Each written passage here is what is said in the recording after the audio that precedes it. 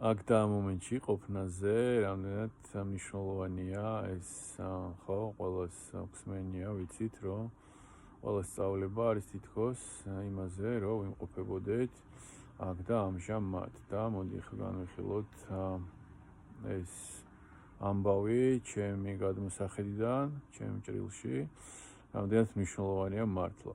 ყველაზე მთავარი უნდა ვიცოდეთ, რომ ჩვენს ცხოვრებაში ყველაზე მნიშვნელოვანი რაც არის, რაც გაგვაჩნია, ეს არის ჩვენი სასიცოცხლო ენერგია.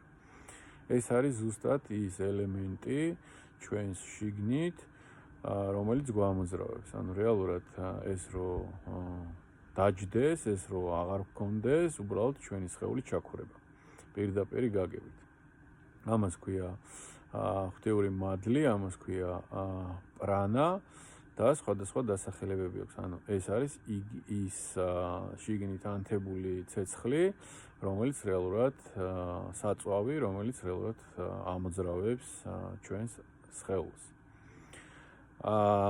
თუ ვიაზრებ იმას, რომ ყველაზე ძვირფასი არის ჩემი სასიცოცხლო ენერგია, ისიც უნდა გავიაზრო, რომ უნდა მესმოდეს, როგორ შეიძლება გამოვიმუშაო ეს ჩვენი სასიცოცხლო ენერგია და რაში დავხარჯო. ანუ სასიცოცხლო ენერგიის გამომუშავებაც შეიძლება და რა თქმა უნდა, ამ გამომუშავებულ ენერგიას ხარჯავთ რაღაც გარკვეული ცხოვრებისეულ რაღაცა მოქმედებებში.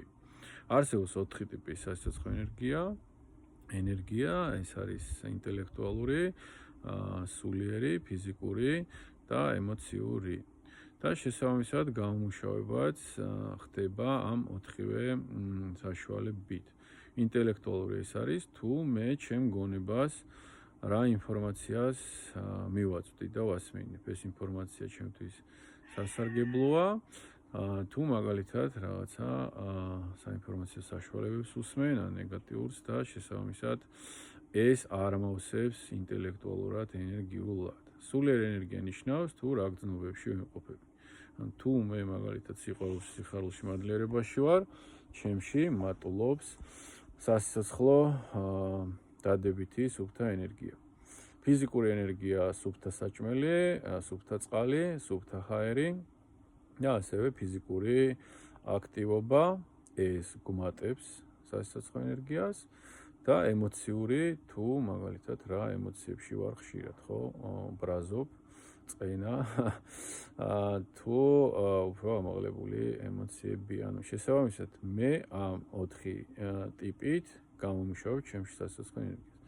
და ადამიანს დღის განმავლობაში აქვს რაღაცა გარკვეული თავისი სასიცოცხლო ენერგია. ყველაზე მთავარია რაში ხარჯავ მე ამ ჩემს გამომუშავებულ ენერგიას. და აქ უნდა გავითვალისწინოთ ერთი რაღაცა მეტაფორული შეხედულება წარსულზე და მომავალზე ფიქრში. ანუ სადაც ჩემი ფიქრია, სადაც ჩემი ყურადღებაა, იქ არის ჩემი სასიცოცხლო ენერგია. ანუ ესეა მოწყობილი, რომ მე თუ მაგალითად ჩემი აზრებით ვარ ან წარსულში, ან მომავალში, იქ იმყოფება ჩემი ყველაზე ძვირფასი სასიცოცხლო ენერგია. ეხლა წარმოიდგინეთ მეტაფორული შედარება რო გავაკეთოთ, როდესაც ადამიანი ფიქრობს წარსულზე, ხო? წარსულში ყრის, წარსულში ხარჯავს თავის ყველაზე ძვირფას ენერგიას. წარმოიდგინეთ, რომ ცხოვრება არის ბაღი და ამ ბაღში გარკვეული რაღაცა ნარგავები გვიდგას. ჩვენ წარმოიდგინეთ, რომ სასიცოცხლო ენერგია არის წყალი.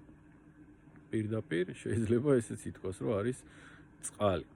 და ჩვენ ამ წყალს უკვე რას ვუსხავთ? მე თუ მივდივარ და ვუსხავ ჩემ ბაღში იმ გამხმარ ხეებს წყალს, რომელიც რეალურად ვეღარ გავაცოცხლებ, წარსულზე მაქვს საუბარი, წარსულის მოვლენებზე მაქვს საუბარი, ან ხეები არის იგივე წარსული მოვლენები, გამხმარი ხეები, რასაც რეალურად სიცოცხლე აღარ არსებობს. ანუ რაც არ უნდა ვუსხავ იმას წყალი, მე იქ ვერაფერს ვეღარ შევცვლი. ანუ ის გამხმარი ხე დარჩება გამხმარ ხედ, ხო? ხომ მეთანხმები.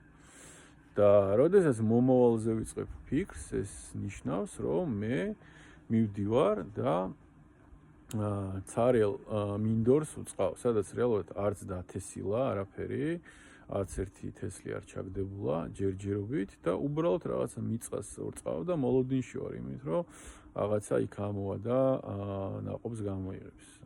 ესეც აბსოლუტურად ტყუილი ხარჯვა. მინდა გითხრათ ენერგიის, რადგანაც ჯერ საერთოდ თესლიც არ ჩაგდებულა მიწაში.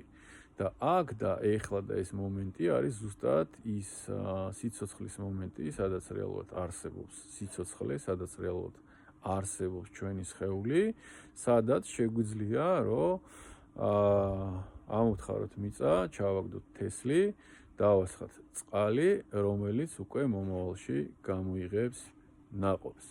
აი ესეთი მეტაფორული შედარება მინდოდა მომეყვანა იმაზე, რაც რეალურად დაგვეხმარება გააზრებაში, რომ მე სად ხარჯავ ჩემს სასიცოცხლო ენერგიას.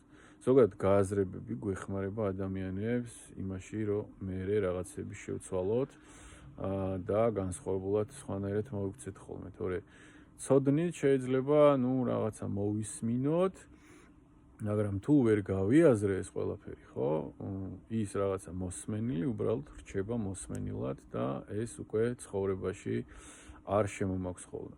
როცა გავიაზრებ რაღაცას, ეს არის უკვე ცნობიერი მიდგომა ამ რაღაცის მიმართ, უკვე ამ გააზრების მერე ვცდილობ, რომ ეს დავნერგო ჩემს ცხოვრებაში და ამ გააზრების შემდეგ მე უკვე აღარ ვყრი ჩემს ენერგიას, აღარ ფლანგავ ჩემს ენერგიას წარსულზე დარდში და მომავალზე ნერვიულობაში, სადაც რეალურად სიცოცხლე არ არსებობს.